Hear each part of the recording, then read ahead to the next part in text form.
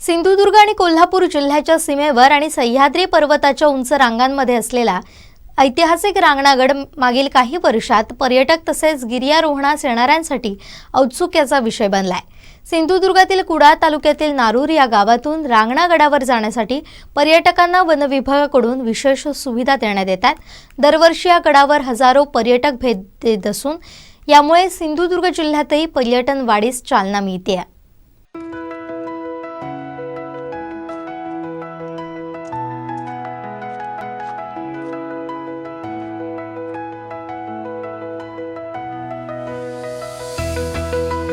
रांगणागडावर जाणाऱ्या पर्यटकांसाठी सिंधुदुर्ग वन विभागानं नारूर या गावच्या पायथ्याशी प्रवेशद्वार बनवलंय। या गडावर जाण्यासाठी सरळ सोपे दगडांनी बांधलेले मार्ग, विश्रांतीगृह, जेवण बनवण्याची सुविधा, स्वच्छतागृह, वन्यजीव प्रेमींसाठी मचाण व्यवस्था केली आहे। मागील काही वर्षात रांगणागडावर जाणाऱ्या पर्यटकांमध्ये वाढ झाली असल्यानं स्वच्छतेच्या दृष्टीनं उपाययोजना करण्यात आल्या, ज्यामुळे पर्यावरणाला कोणताही धोका निर्माण होणार नाही।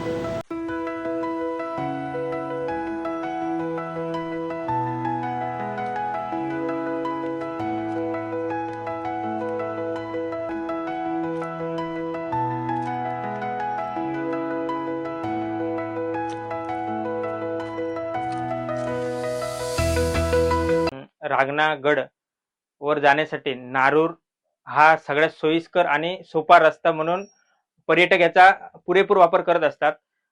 रांगणागडाच्या पायथ्यापासून जाण्यासाठी फॉरेस्ट डिपार्टमेंटने वन विभाग सावंतवाडी मार्फत कडावल क्षेत्रच्या दरम्यान सावंतवाडी वन विभागाने पायवाट ही चांगली केलेली आहे। पूर्ण पायवाटेला जाण्यासाठी दोन्ही साईडने रॅम्प बांधून प्रत्यक्ष जाण्यासाठी चांगला रस्ता गडावर जाण्यासाठी केलेला आहे। त्याच्यामुळे इतर जे काही रस्ते आहेत ते डोंगर दऱ्यातून खाचखळग्यातून जाण्यासारखे रस्ते आहेत, पण हा मुख्य रस्ता एकदम सोयीस्कर आणि सोपा रस्ता। कमीत कमी एक माणूस 40 ते 45 मिनिटापर्यंत गड सर करू शकतो असा सोयीस्कर रस्ता वन विभागाने करून दिलेला आहे। तरी पण सर्व पर्यटकांना अशी एक विनंती आहे की आपण सर्वांनी सर्वात सोयीस्कर रस्ता नारूर च्या दरवाजाकडून जाणार हा सर्वात सोयीस्कर रस्ता सर्वांनी अवलंब करावा।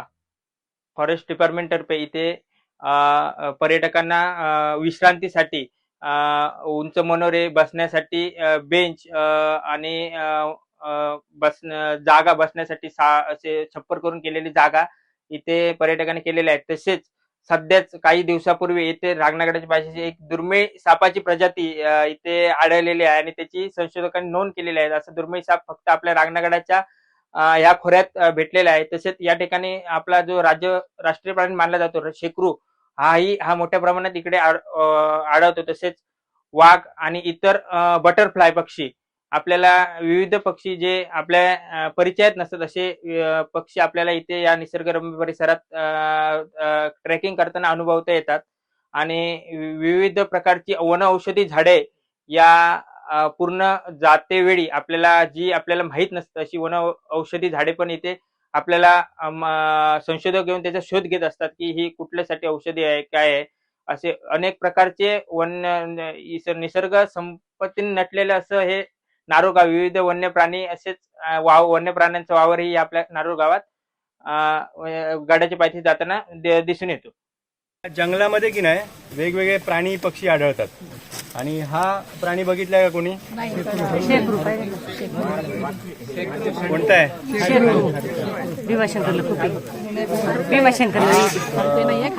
खारुताई जशी असते तसा हा दिसतो आणि महाराष्ट्राचा राज्य प्राणी आहे आणि इथे बऱ्यापैकी आढळतो तो।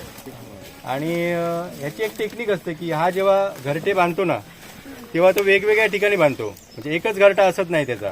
ती त्याची एक डिफेन्स टेक्निक आहे की 4-5 झाडांवरती घरटे असतात, म्हणजे वरून कोणी जरी त्याच्या पिल्लांना पकडायला आलं तर ते कन्फ्यूज झाले पाहिजे त्याच्यासाठी आहे। तशाच प्रमाणे बरीचशी फुलपाखरं, जवळपास 250 प्रकारची फुलपाखरं, 200-250 प्रकारच्या रानभाज्या या ठिकाणी आहेत। पण आपला ग्रुप सगळा मोठा आहे त्याच्यामुळे सगळ्यांना जर आपण माहिती देत बसलो तर वरती पोचायला आपल्याला उशीर होईल आणि हत्तीची सोंड माची हा जो पॉईंट आहे तो आपला स्किप करायला लागेल। त्याच्यापेक्षा आपण वरती जाऊया सगळेजण आणि त्याच्यानंतर सगळी माहिती घेऊया, ठीक आहे? ऐतिहासिक महत्त्व असलेल्या रांगणागडावर मागील काही वर्षात पर्यटकांची संख्या वाढते। इथे येणाऱ्या पर्यटकांना सुविधा देण्यासाठी नारूर गावात होमस्टे निर्माण केले असून गडावरही पर्यटकांची राहण्याची आणि जेवणाची सोय स्थानिक नागरिकांच्या माध्यमातून करण्यात आली आहे.